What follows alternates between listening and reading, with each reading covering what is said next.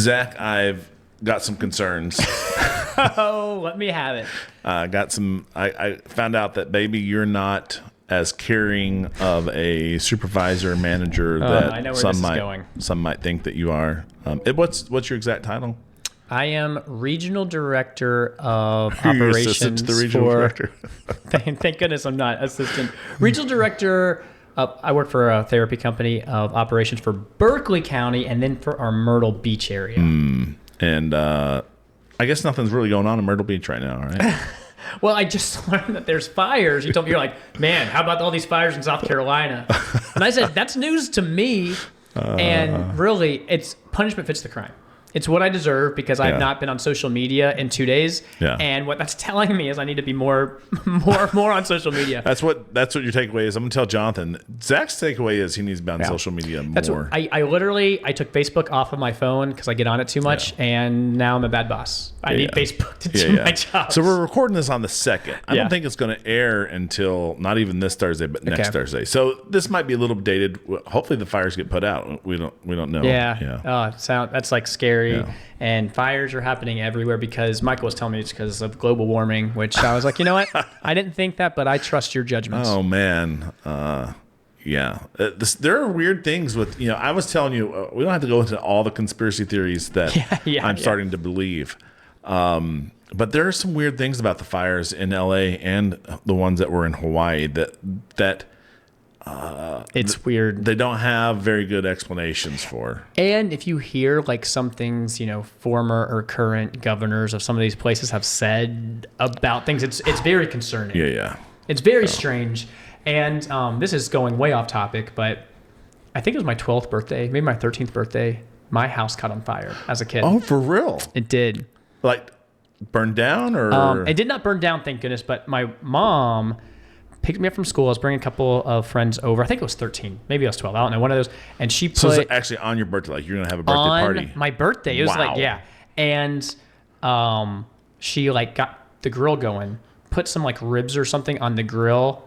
And then she went to go pick me up for school. Don't leave a girl unattended. But it was actually good she did. Propane tank exploded. It was right outside, but my like whole kitchen was demolished. Like smoke. We had to live like in an apartment for like 4 months while they like remodeled our house. And there was a lot of smoke damage. That's when I realized like how bad, all of the stuff. It was like terrible. But it really just blew out like probably like this side over like a decent amount for a kitchen. Everything else was like needed repair, but it wasn't like the whole house burned down. But my neighbor came over and like stopped it from getting worse. He made sure like no one was in there. It was like pretty amazing. Wow. I've never heard the story. Never knew this. Happy birthday to me. It's why I don't celebrate birthdays. I make a point of shutting all of our doors at night when we go to bed. One, because most people die not from heat, but from toxic inhalation. Yeah, so that makes sense. Shutting doors can help that, but it also helps slow the spread of fire and smoke damage. So like there's videos of like, these houses that it's like all black on one side. You open the door and it looks like nothing happened on the other side. So, so fires. Fires is crazy. It reminded me of, we don't have to go into detail too, classic quote by Dwight Schrute. He says like, today smoking's going to save some lives. He does like the fire drill. It's great. So a lot of fire talk. Anything else in the fire world that you can pull up from your past or what's going on today? Well, nothing that's kind of banter worthy. I mean, we had a fire on my block when I was in 3rd grade. Oh, it's tragedy. Took 3 kids' lives in there. It was crazy. So my mom was always pretty fire vigilant. Safety after that. She didn't want to leave any of us sleeping. Like she would leave at 7 and school didn't start till like 8:15 and I lived like a block away. I could get up at 8:30 or 7:35 and throw on some clothes and make it. But she was like, "I'm leaving and you need to be awake," which was good. There was a fire like off of 17A on like some building or something recently. Do you know what I'm saying? Maybe College Park area. Like there was something like fires have been happening a lot. There was a fire at Taco Boy, a kitchen fire. I think it wasn't like detrimental because I called for some takeout and they're like, "Oh, sorry, we're busy right now." And I was like, or they're like, "We're not open right now." And I was like, "Well, you guys should be open. It's like 6:00 on a Saturday." And they're like, "Sorry, sir, we have a kitchen fire." I was like, "Okay, sorry. I didn't mean to be that aggressive person." I was like, I was like, why are you talking to me if you're not open? Like I was being a little snarky. And she was like, I was like, you should lead with the kitchen's on fire. I would totally understand that. I was going to say there's another fire around. We pronounced it Maggie for forever, but if you look at it, it's before I knew how it was spelled. Magi Road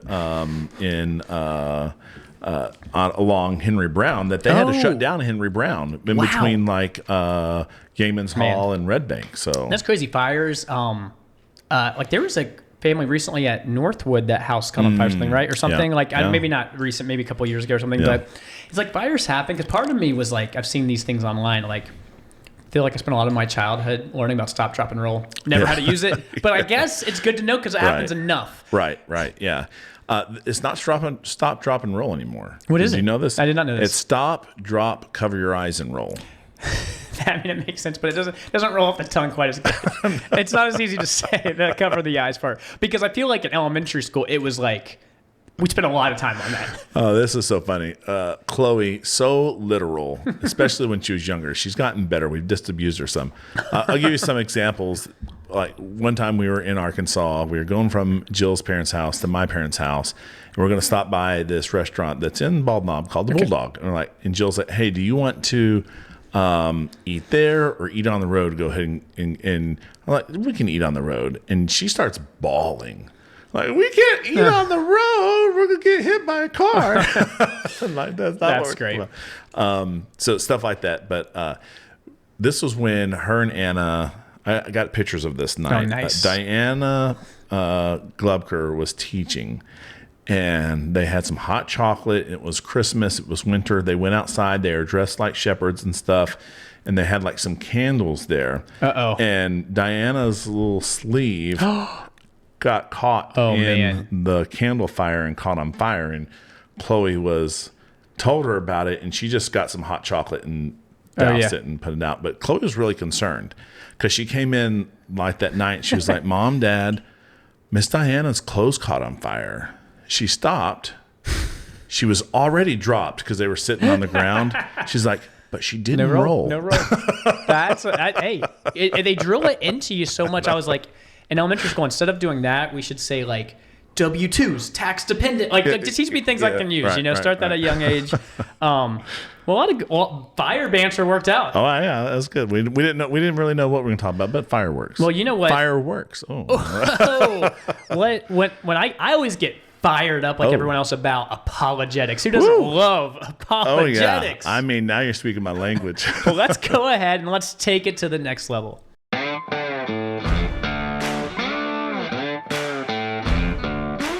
From the heart of the Low Country in South Carolina. It's the Take Two podcast, where we take theology to the next level. Well, I was thinking the other day, Michael, I'm just happy that we all just appeared. Yeah, just popped out enough. I'm just glad, and I can rest in that. Yeah. Does apologetics have anything to say about that kind of thing? Yeah, it just popped out of existence from nowhere. Yeah, so I thought that maybe, I had mentioned to you, maybe like once a month, we would maybe take up one of these apologetic arguments. I'm a classical apologist. Sorry, Cordell, we've not talked about the difference really between classical and presuppositional. I know that was a request. By what standard? That's all you have to say. By what standard? You win the argument every time. We also, if you're listening, feel free to chime in. We should have something that's like Thursday apologetics, but it's like another worth of tea. I don't know how you do that. A Thursday something. It might be impossible, but we can figure it out. ChatGPT. Maybe crowdsource it. So that's right. Yeah, come up with a name for our apologetics and it can't be month. Thursday Thomists. Yeah, there we go. So I thought maybe I have a master's degree in philosophy with an emphasis in apologetics. It was really important to me. So maybe we would spend we didn't want to do a whole series on apologetics straight in a row. That's good. But we could maybe pick up some topics. And so as a classical apologist, one of the main things, we kind of see things broadly in two steps. First step, establish that God exists, broad. Second step, establish who Jesus Christ is, along with the authority and the reliability of the New Testament, because those things kind of go hand in hand. And so, kind of one of the foundational arguments for God's existence is the cosmological argument, and there's different forms of that. So cosmological arguments in general, they're a family of arguments that kind of really talk about, basically we look around at the cosmos and there's some splaining to do, because how did the cosmos get here, right? And the particular version that's been most popularized of late is the Kalam Cosmological Argument. It's cool word. I'm so glad it didn't have like some stupid name. Wouldn't that be terrible? Yeah. Well, so it's named after this Muslim philosopher from a long time ago, who I don't know if it's his name or if just that's how they spoke about it, but it's been really popularized by William Lane Craig. There are other cosmological arguments out there. There's the Thomistic arguments that are kind of all cosmological. So your boy. Yeah. Your other boy, Greg Kokel and Thomas Aquinas. He'll argue from motion, he'll argue from causation, argue from contingency, and then probably I wouldn't want to spend necessarily a whole podcast on any of those three, but he does take an Aristotelian argument about potential and pure existence, and he argues from that back to a creator. And that is an argument that we should probably look at some point in time. One of these Thursdays, let's hit it. Leibniz also had a cosmological argument. It was based on contingency as well. And Leibniz would basically grant to you that, okay, let's say the universe is eternal. Even if you had an eternal chain of contingent links in that chain, that whole chain still has to have an explanation. That's how he's basically going to argue. Which makes sense. Yeah. So, but the Kalam does not assume an eternal universe. He's actually going to suppose that there's a beginning. And so maybe we should just get into we already talked about the origins, Al-Kindi and Al-Ghazali. And then, as I mentioned, kind of revived by William Lane Craig. William Lane Craig in his studies saw this and was really intrigued by it and then wrote a book about it. All right, so any argument that we're going to make, we could sit here and talk about reasons, and we could kind of just have a conversation about it. But any good, argument that's philosophically sound, you should be able to put into, step one, premise two, premise three, and then come to a conclusion. Now, I think all the ones that we're going to do are syllogisms, which is a special type. It just really has two premises and then one conclusion. But the first premise is whatever begins to exist has a cause. Second premise is the universe began to exist. Therefore, the universe has a cause. Yeah, that's good. And question for you, maybe we'll get into it a little more. It seems like, I don't know if this is more recent or not, but it seems like everyone basically says the universe had a cause through science or whatever. Like there was a starting point and it expands outward. Yeah, and so that is a good thought there, because the scientists are going to say the universe had a beginning. Okay. And they're going to call that the Big Bang. And some of your scientists, when they're just talking by themselves, they'll use those terms. But when they're kind of guarding turf, because they know what that might lead to, then they'll start hedging on that somewhat. They'll say, well, our equations get us back to like so many trillionths of a second before the beginning, and then they break down. But really, if we look at all our science and we kind of rewind the clock, because we see things expanding, and it's like, well, if we rewind the clock, things contract. At some point, there has to be a beginning. In fact, the term Big Bang was a derisive term at first, I believe by Hoyle, one of the astronomers, when they found the blue shifts, red shifts. Yeah. And he was like, oh, what was it, a Big Bang? But like, it caught checkmate. on. Oh, yeah. Because he didn't like it. Because up to that point, before we observed the expansion of the universe, it was just commonly assumed that the universe was eternal, that it always existed. And so then that led to this beginning. Now, why have I spent a lot of time on that? I know probably some of our listeners are young earthers. I'm an old earther, but we don't have to agree on how old the universe is to agree to say the universe began to exist, and we should use that as a tool in our toolbox when we're talking to people. I like that. So if we're starting at premise one, kind of looking at these different premises, whatever begins to exist has a cause. If I look around my everyday life, it makes sense for a lot of things. Even, if I'm looking at this kitchen wasn't always here. Someone built it. I look at my siblings. They weren't always there. It kind of tracks in my mind. Yeah. And I think it does track with the everyday experience. So it's kind of the raw assumption. Now, some people will say, okay, well, then what's God's cause? Mm-hmm. Yeah, because some people might be like, okay, we'll grant that, but we got to keep infinitely granting that. But then what I would say to that is, to someone who said that, well, maybe, depending on who they are, but if it was like an atheist in a debate or something, I would say something like, neither one of us believe that God began to exist. You don't believe God exists at all, and I believe God was eternal. So that's a question, like God does not fall prey to this premise, because this premise specifically says things that begin to exist. So if you have something that's eternal, that's always there, it can be its own explanation for its cause. Like, it is a necessary thing. Yeah, you just have to grant it that eternality or something like that, because things, don't generally just pop into existence normally. Even something that might be hard to see, like a storm or something, it's like there's pressure and there's there are things there. It's not just out of nowhere. Yeah, and there can be natural things like you mentioned, a storm, or there can be man-made things like a bench or something, and so maybe there are some natural processes that made metal ore, and we fashioned nails from there, and that had a cause. And we could talk about, we've talked about in the past the 4 efficient causes, or 4 types of causes.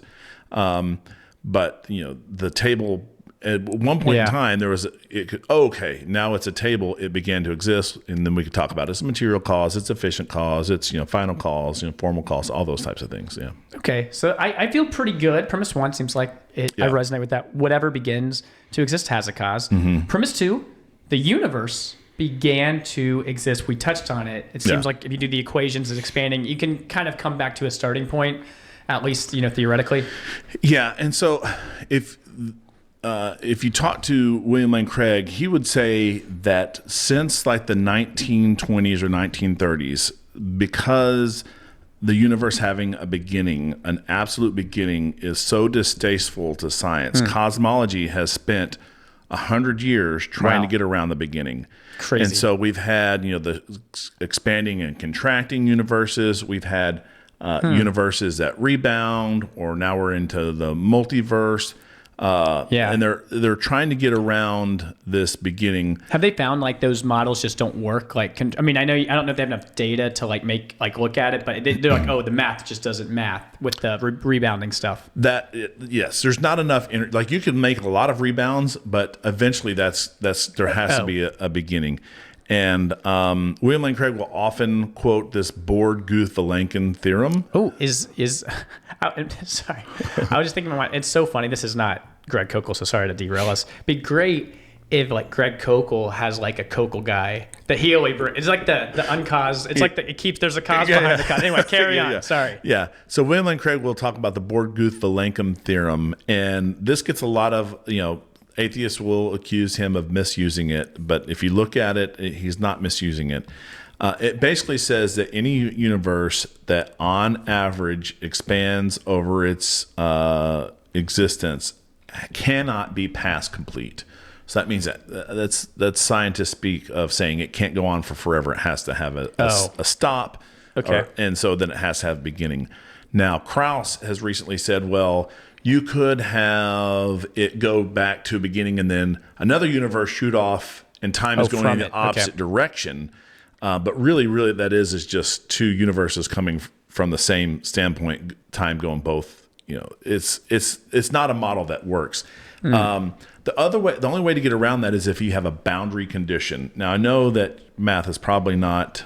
You had to take some math. I had to take some math. Not a whole lot. I think I topped out. I did take some, calc classes, but nothing past that really. So you've seen piecewise functions, where you have a function that gets defined one way for this little bit, but then there's a boundary and it gets changed. Man, I hated all of this. I haven't PTSD, but I remember I'm not totally tracking, but I know. So basically, Borguth-Lincoln theorem is saying if you have a boundary, you can get around this, but then you have to have an explanation for the boundary. Like, why did got another problem? Why did it change? Right. So, so there's a lot of scientific evidence. Special relativity, general relativity has been verified within like everything we do. Just fully verifies it. And if it's true, then our universe had a beginning. Wow. Yeah. A lot of good stuff there. Anything else on premise 2 we want to hit? There's a lot in there. I don't know what you want to hit, what you don't want to hit. Well, the second law of thermodynamics and entropy, it's like, you have, whenever we, people don't dispute this either, right? I feel like this is like everyone agrees. Like the laws of thermodynamics are pretty like there, where people I went to a Christian school for college, but everyone was like, these are things that happen. Right. Yeah. No one disputes the laws of the second law of thermodynamics, the slow increase of entropy. But we have an amount of usable energy in our universe right now. That makes sense. If we had an infinite universe, we would already be to the point where we didn't have any usable energy. Does that make sense? Yeah, at some point. Yeah, because it's winding down. It's like we have gas in our tank right now. Yeah. There had to be a point in time when that gas was full. Like if this car had been going forever, we would not have gas in our car right now. No, that makes sense. It's like it's got a certain amounts. Philosophically, what do we think about this? Yeah, these are a little bit harder to explain, especially in a short period of time. But there's this Hilbert's Hotel that had an infinite number of rooms. Okay. And all the rooms are full.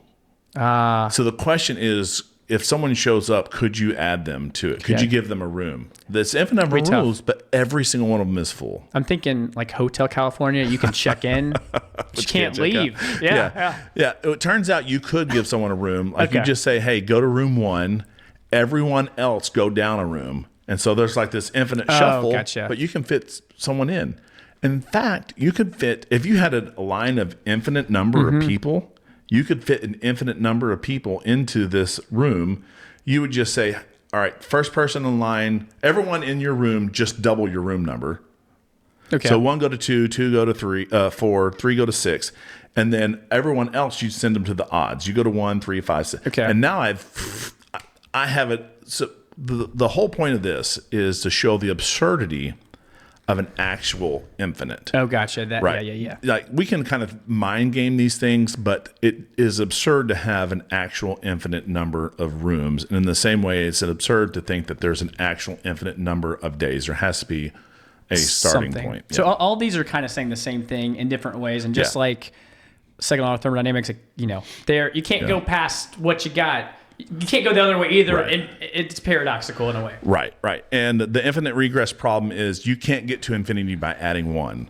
So you can't get to negative infinity by subtracting 1. So you can't subtract 1, and just go back for forever. So it's illogical to try to traverse an infinite with single additions or subtractions. All right. So you look at that, you come to this conclusion. The universe then has a cause. Then you got to think about this cause. You've alluded to this a little bit. What would this cause be like? What kind of properties? Right. And so far we have not really talked anything about the Bible or religion. Yeah, I know this ain't precept. I can tell you that much. We have taken things that we can see with our own eyes and concluded to the fact that there must be, our everyday experience, things don't pop into existence without the cause. Yeah. And when we look at science, it looks like our universe had a beginning. From those two things, we can say the universe has cause. And so we can reason from those like non-religious things to some religious things. We've got an answer for this. Right. I see. And a lot of times people will say, well, that's the God of philosophy, or that's Aristotle's God, but that's not the God of the Bible. Oh, right. And one, we're not necessarily trying to get to Yahweh from this argument alone. We're just trying to show that there is a theistic God who exist. But when you consider the implications of this argument, so the universe, it's got time, it's got matter, it's got energy, like, the potential energy, kinetic energy, the entropy that's winding that useful energy down. None of that stuff could exist before this. So the God who created, the cause of this universe would have to be spaceless, like no extension. So that's what we would consider a spirit. We would say God is spirit. Well, that aligns with what the Bible says. That God is timeless because time came into existence with creation. And so the Bible tells us that God's eternal, that he's unchanging, those ideas of timelessness. He's immaterial. He's not made out of matter. Like, he can't be made out of the stuff that is part of creation because he created that stuff. He's got to be powerful because he brought this into existence. Now, the one thing that the universe doesn't have is a material cause for its beginning. So if you think about that, like, if I make a table, you have materials. I have materials that I went and got, and I fashioned them into a table. But God made this ex nihilo out of nothing, right? Yeah. Which is a little bit of a mind bender. So how did God do that? We don't know. He's all powerful. He's got to be personal because this happened. God decided when it would happen, even from eternity, from the eternal now. He's like, okay, I decided that this is going to happen, and it was a decision. So some of the things that, we got some objections. So unless you had questions about anything that we said there. No, I think you nailed it good, and I think you nailed the people that aren't fans of classical apologetics or whatever will be like, why don't you just go to Genesis 1:1? Or, it's like, you're not necessarily, because they would be like, oh yeah, you can be a Catholic or Islam, like, but you're if someone's like, well, I'm, a Muslim, you would probably have a different set of apologetics to, argue. To get to Allah. Yeah. Right. Exactly. Like, it's a multi-step process. And it's not saying you're not saying I'm not allowed to talk about the Bible. You can do both of these at the same time. Yeah, that's absolutely right. You can do both. But, David in Psalm 19 would say, the glory of the Lord declares, the heavens declare the glory of the Lord. Day after night they pour forth speech. We don't hear them, but they're saying something. Yeah. And then Paul in Romans 1 would say that we can come to the conclusion that God exists from what he's made. So we are kind of, in a sense, we're doing what both David and Paul say we should do. Awesome. Take it away with some of these objections. Yeah. So objection one, maybe the universe caused itself. That, even when I was talking about God being eternal, I didn't say God caused himself, but I would say that his cause or his existence is bound up in his essence. By his nature, he is something that exists, eternally. But when you look at the universe, that does not seem to be one of those things. Like, one of the things, in order to exist eternally, you can't change. Because if you do change, then you fall prey to all the stuff we talked about in infinite regress, right? And so it's good that our Bible says God doesn't change. There's no shadow of changing with him. So the universe doesn't seem to fit into something that could be eternal or cause itself. I do like this second objections. I'm talking about quantum mechanics because I know nothing about quantum mechanics, but things just pop up and you can't trace all these quarks exactly all over the place. And, people always raise that kind of objection. Yes. So, okay. This might be a little bit tougher, but when I've explained space, a lot of us think space, let's think of an ultimate vacuum. Like, there's no matter there. There is still a bowl to hold matter there, right? There's something that can hold matter. There's not nothing. Space is not nothing. And from a quantum physics perspective, we would say that's the vacuum energy of the universe. So there is energy in the, if I can use the word, fabric of space that can allow a proton or an atom or something to exist there. And so out of this vacuum energy, you can have particle pair production, which means I can produce two particles of the same nature of opposite parity. So antimatter and matter, they can pop up and they can collide and go back down into that energy. There are, I think, 13, 17 different ways of interpreting the quantum physics equations. Okay. Most people go with the ones that make it indeterminate. Oh, gotcha. The math is the same. It's like I look at an equation and I say, I think this is what's going on with this equation. You look at the same equation, you're like, oh, I agree with that math, but I think this is what the equation's telling me. There are views of those equations that are completely deterministic, that's not happening randomly. In fact, there are a group of folks who are chemists who have basically produced all the same effects we see quantum physics using a carrier wave particle system. So that may be like, whoa, this is all going over my head. But there, and that is completely deterministic as well. So if you're interested in looking into those things, you could look into that. Some people have also said that gravity caused the universe to come into existence. I think Neil deGrasse Tyson has said that, like the laws of gravity. Oh, yeah. The laws of gravity are part of the universe. So that's just outside. Saying that's another way of saying that the universe caused itself. Well, I got one for you. I've watched a lot of Marvel recently, and so I think I found a loophole. The multiverse. That's the secret to getting around all of this. Yeah. So multiverse gets brought up for this argument and fine-tuning sometimes to try to get around the fine-tuning. But both the multiverse just pushes the question back a layer. The multiverse is still going to fall prey to the Borg-Guth-Vilenkum theorem. So let's, for the sake of argument, grant there's a multiverse. It has to come into being at some point in time because it's not eternal. And so maybe there is this mechanism that is producing these bubbles of universes. Okay, we could grant that for sake of argument. I don't know how we could ever know that that's the case. Like, how could we get outside of our universe to measure that? But it doesn't get around the problem. It just pushes it back a step because whatever that multiverse generator is, it would also have to have a cause for its existence. Okay. All right. One more objection for you. Maybe like the math, the physics, I kind of understand it. You know, you said this is a personal creator. Why isn't it just arbitrary, random, or why does it relate to people, or why is it a personal creator? Well, let me reference one of your favorite movies, Star Wars. Remember, there's a force there. Oh, yeah. And it's just there. Yeah. And it takes a mind, a person, to really get the force to do something that you want. The force doesn't do anything on its own. And so in the same way, if you just have a force like gravity or some other non-natural, non-personal thing, it's not, you have to be a person to decide to do something.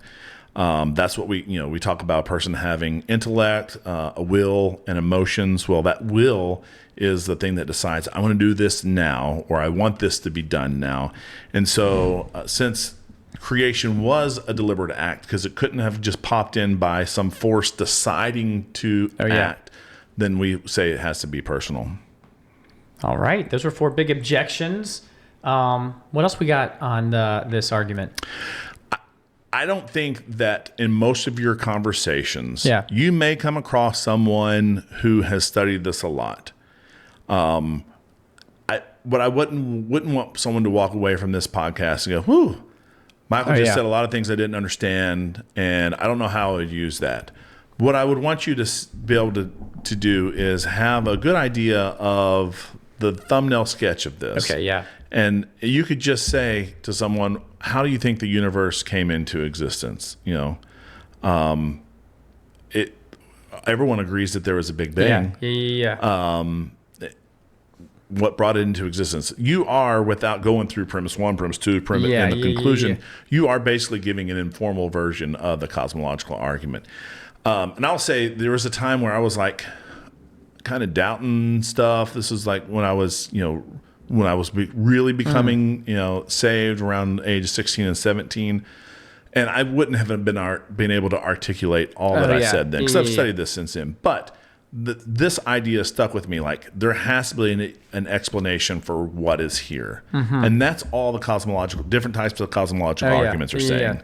They're saying there's stuff here there has to be an explanation for it. Evolution doesn't do it for you. Yeah. And even if someone says, well, the Big Bang, like, well, what caused the Big Bang? You can use that as a jumping off point. Right. Like, you don't have to run from that. Because I feel like I grew up in a school that was like, don't say those words, Big Bang it. But it's like, that's not a bad thing because you can, justify that, talk through it. That's good.